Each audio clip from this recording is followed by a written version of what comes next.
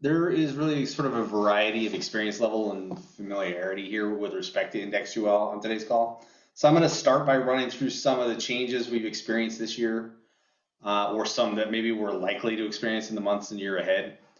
In 2020 so far, in 2020 and really so far in 2021, there's been no shortage of regulatory changes, and there's likely to be much more to come with our new administration.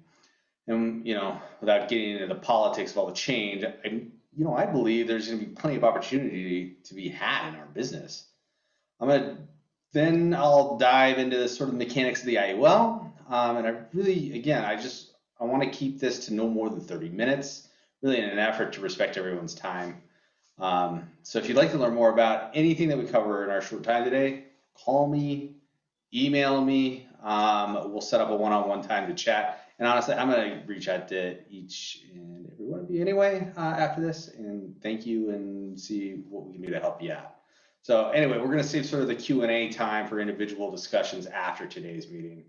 As we go through this information today, I just want everybody to remember the cost of insurance is significantly less than the cost of taxation. All right, let's get started.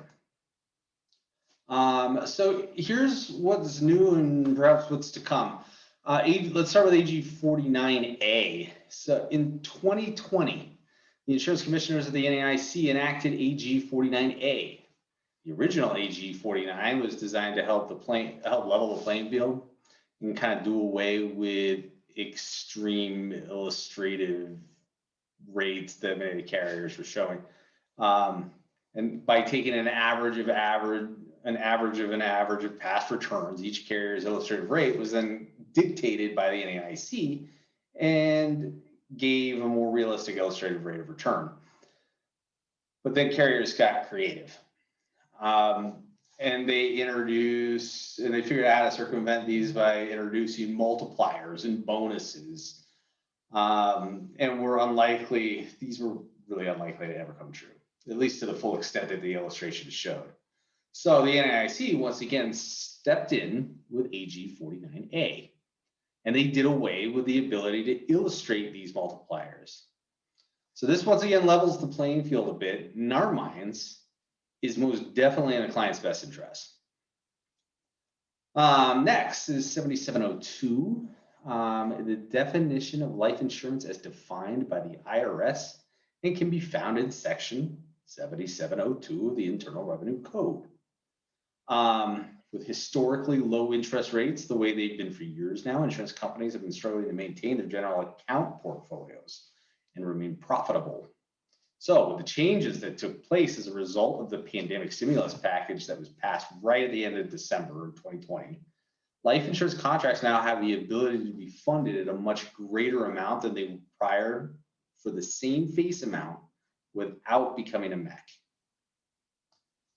This, of course, has probably many consequences, but perhaps one of the most important things to keep in mind here is that funding a cash value policy like an IUL with the same amount of premium, but far less death benefit, drastically cuts the cost of insurance, the mortality charges.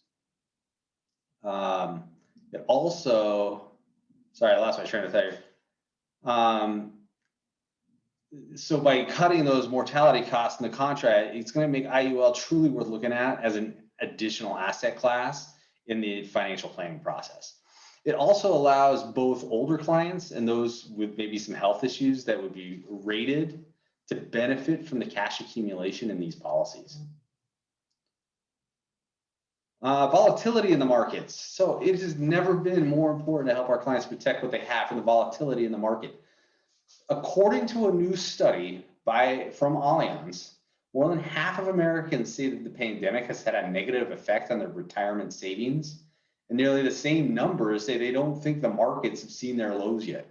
72% say that they are reevaluating their savings plan and are thinking about how to protect what they have from market volatility. This is a great opportunity to have a conversation with your clients about hedging their retirement savings with indexed UL policies. Insurance companies have figured out a better mousetrap. And we kind of owe it to our clients to discuss it with them. If 72% of our clients are looking to hedge their market risk, then we already have the solution. We can help them with that. The IUL story has always been upside market potential with downside protection. So then these last two, estate taxes and changes to step up in basis. This hasn't happened. These are likely or at least probable.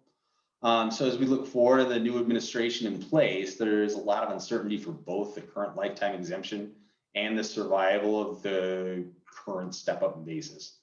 I don't want to get into any of the politics again here, but the reality is that both of these items are being looked at and big changes may be on the way. So whatever you may think about it, I believe it creates kind of a great opportunity for our business.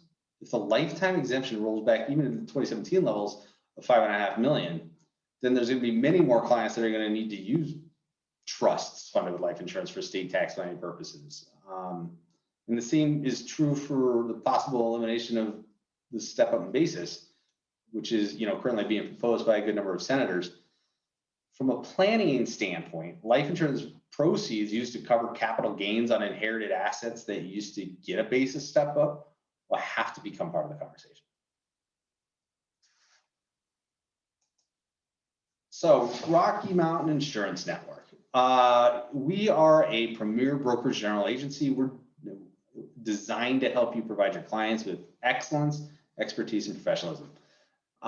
We were founded in 1993 and provide life insurance product distribution, consulting services, and case design services to life insurance producers and registered reps and financial advisors. We're in the business of helping insurance professionals add productivity and profits to your bottom line. So really, in short, we're here to help you look good, and we'll treat your customers the way you would. So how can we help? We are a one-stop shopping for business and personal insurance needs. Traditional life, disability income, annuity, and long-term care products, and presentations to go along with it. We selected carriers with superior ratings. We're marketing and sales support that goes really far beyond just supplying a product. We're here to help you deliver. Strong service for new business, underwriting management, advanced sales support, and other administrative services. As a BGA, we're going to be doing all the back office case management support for you as well. And we are able to offer probably better compensation than you can find elsewhere. So a little history of indexed UL. Transamerica Occidental Life rolled out the first IUL in '97. This was in response to rising market conditions and growing popularity of a similarly structured indexed annuity, which was just a couple of years prior to that. The indexed UL design was identical to that of traditional UL, which was developed in the '70s, but offered the purchaser the ability to earn limited interest based on the performance of a stock market index without being subject to the losses of the stock market itself.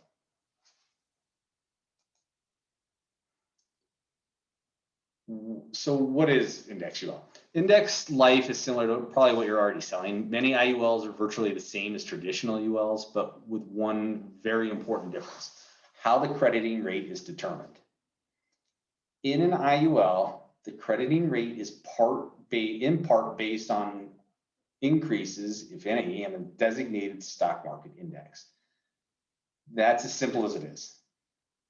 We'll talk about some of the details in a moment, but the bottom line here is that the clients have the opportunity for more upside potential than a more traditional UL policy would allow, while at the same time limiting the downside risk that they would be exposed to in a variable contract. And on top of that, the cash value accumulates tax-free. It can be used in a tax-advantaged way to help solve a client's income needs later in the future. Oops, sorry, getting ahead of myself here. IUL overview. So there's a different method for determining the crediting and non-guaranteed interest. So in a fixed UL, the carrier is declared an interest rate.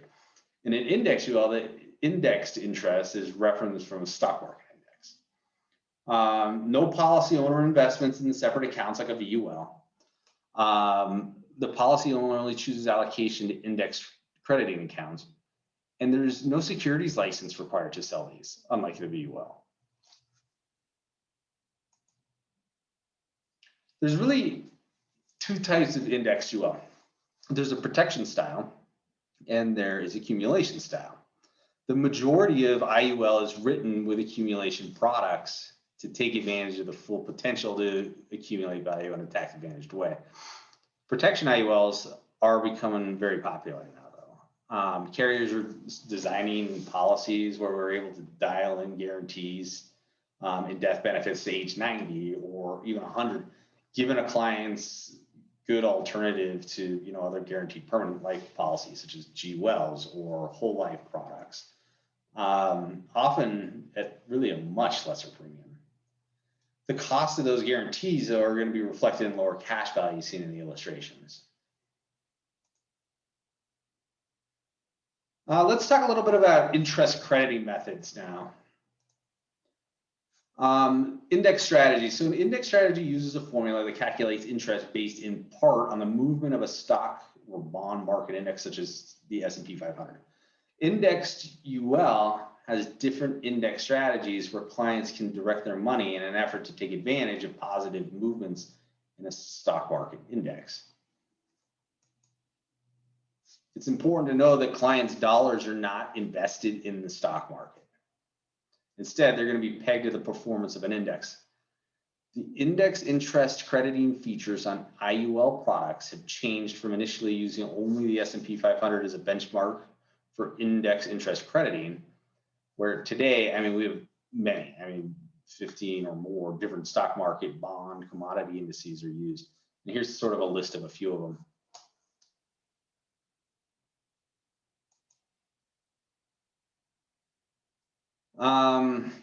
Crediting options.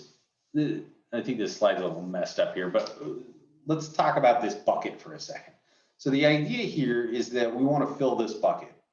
And we're going to do so by pouring some premiums in, less any expense charges. And the bucket's going to grow with an income tax-free death benefit, and it's going to grow with tax-deferred accumulation in one of three ways. It's either going to have a declared interest account, an indexed account with an annual cap, or an indexed interest account with a participation rate.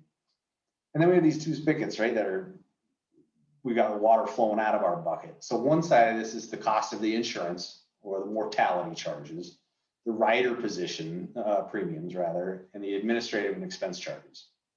The other side of this is what we're interested in. This is the withdrawals and the loans in tax advantaged ways that we can use to help supplement retirement income or whatever those future financial needs are.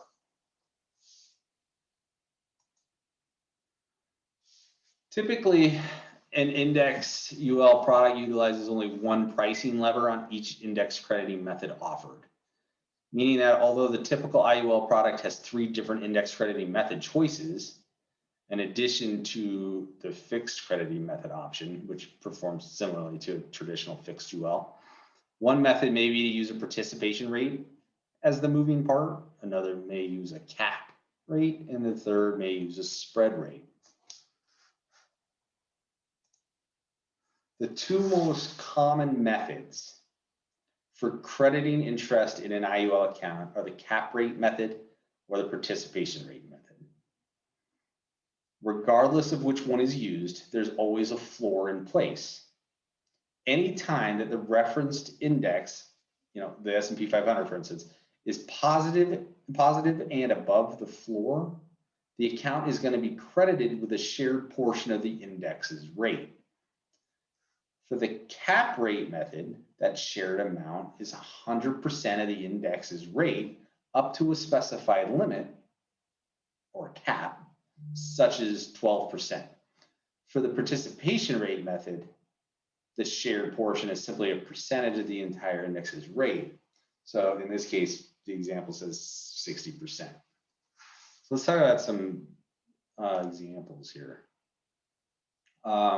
In this example, we're going to assume a cap rate of 10%. So this is for cap rates in the guaranteed floor. We're going to assume a cap of 10%. a participation rate of 100, and the floor is going to be 0. So if the index increases by 8%, the policy is credited 8%. If it increases 20%, we hit the cap, so it's going to get credited at 10%.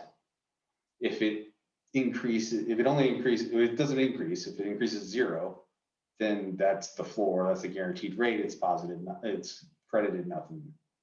And then if the index decreases by 10%, then we hit the floor at 0, so there's no loss, they're still getting the 0%. So this is the power of the guaranteed floor. 0 is your hero. Everybody's probably heard about that. Index changes may be positive or negative.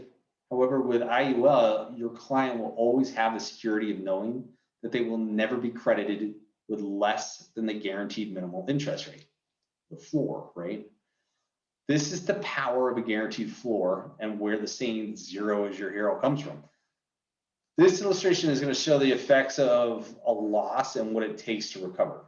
So for example, a 20% loss requires a 25% gain to bring the balance back to its prior level. A 40% loss is going to require a 67% gain. And if you're able to eliminate the negative years and only capture the positive years, the client is never needing to play catch up.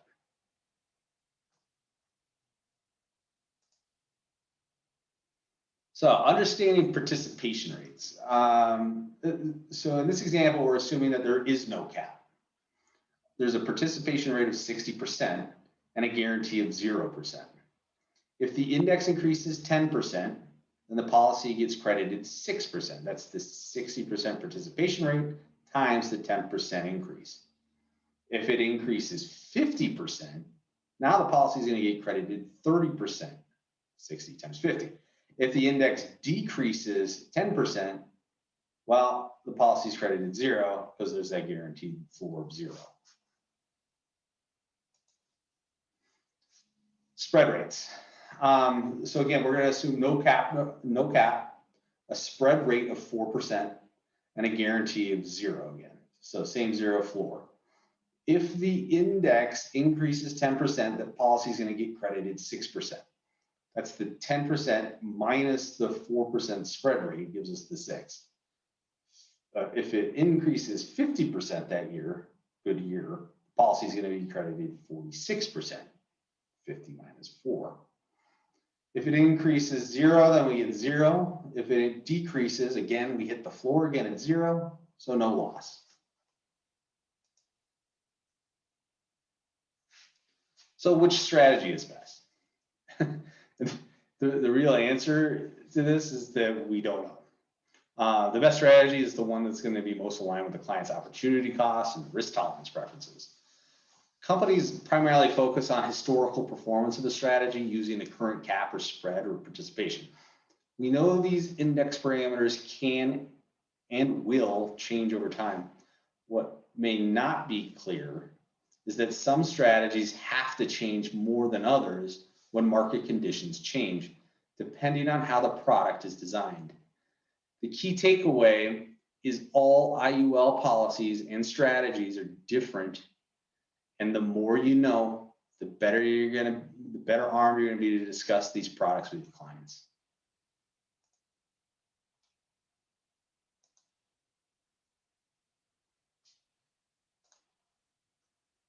Policy loan types. All right, let's talk about loans a little bit and sort of how they work.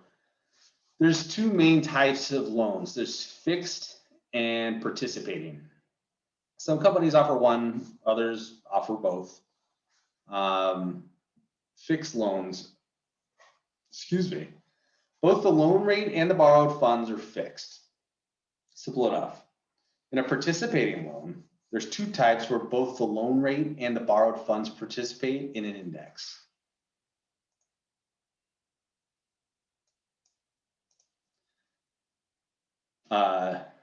Participate in the index account. Participating loans or index loans have a current loan rate while the funds continue to participate in the index account.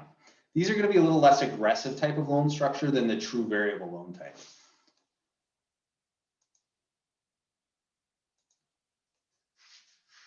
So let's walk through participating loans. In this example, the rate is fixed at a current declared rate of 4.5%. The rate can be changed after policy issuance.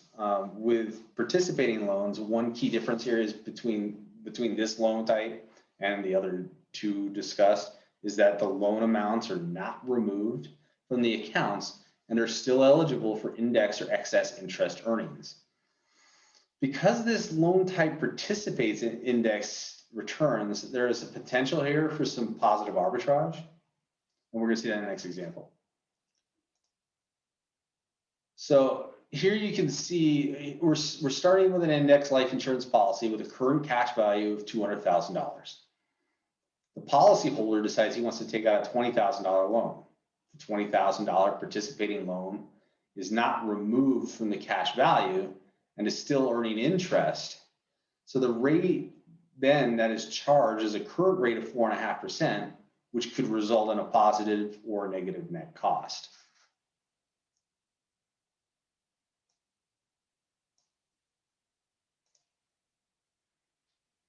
So with this, we'll take a look at the first row here. So in this hypothetical, in column A, hypothetical interest that's credited this time would be the 1%. The current loan interest charge is at 4.5% we were just talking about. So that spread, A minus B, is going to be a 3.5% loss. Now, if we skip to the last one there, perhaps we had an 11% index interest credited that period, and the current loan interest is still 4.5%. Well, now we have a 6.5% gain on that money. So why work with Rocky Mountain? As we finish up here today, I wanted to stress the importance of working with an expert when writing IUL. Rocky Mountain Insurance Network has taken considerable time to ensure that we've researched the available products offered today and continue to keep ourselves apprised of new information, product and regulatory issues that will really best help you grow your insurance business. We take a lot of pride in only offering the most reputable carriers and have been longtime advocates against the use of bonuses and multipliers that have fed the carriers' illustration wars. We want your clients' policies to perform the way they should, not promise the impossible based on some absurd hypothetical a carrier created to have a better looking illustration today. We're committed to treating your clients the way you would treat them. So with that said, we're not just order takers. We're here for consultation on anything from a seemingly simple case to maybe a very highly complex business-owned or impaired risk case. We have access to a team of underwriters that can help us find the best home and most accurate assessment of the health for your clients. And in addition, our Express Issue program will allow us to take both the Part 1 and the Part 2, the non-med Part 2 of your application for you, freeing up your valuable time. These cases, if they qualify, they're going to go through a non-med underwriting process, allowing you and your clients the safety of not having to meet face-to-face, and the client won't have to have a nurse come to their home or take blood and urine. Things that have been really top of mind for the last year. So finally, we have a lot of resources available to you. Our website is going to offer many resources to our advisors, including Library of Good Sales Ideas. We subscribe to Brett Anderson's IUL Digest. This is a wonderful tool for unbiased and really unapologetic honesty when it comes to all things IUL. We can share some of the materials available on the site with you, and really as an added incentive here, we're going to pay for your first year membership as well when you reach $25,000 in IUL target premium. Insmark is a premier provider of illustration software. These presentations can be customized to both you and your client and show how IUL compares with other investment options available to them. Let us put one of these together for your next client so we can show you how powerful these supplemental presentation illustrations can be. These are These are powerful. So I managed to do that in 27 minutes. I hope that's okay with everybody. I'm just pulling up the chat over here in case anybody has written. I see nothing. Okay, so thank you so much for spending some time with us today. As I mentioned at the beginning, I would love to answer any questions, but again, in the interest of everyone's time, contact me after, or I'm going to get in touch with all of you anyway. Remember, the cost of insurance is significantly less than the cost of taxation, and we can help you. Write more index UL. This is the asset class that's been needing for some time. Cassandra has asked, can we get a copy of that presentation? This one that I've done here, you absolutely can. I can send this out to you. This is recorded as well, and it will be put on the website after today. So with that, I'm going to say goodbye to everybody, and I'll catch up with you all in the next couple of days. Have a wonderful rest of your day.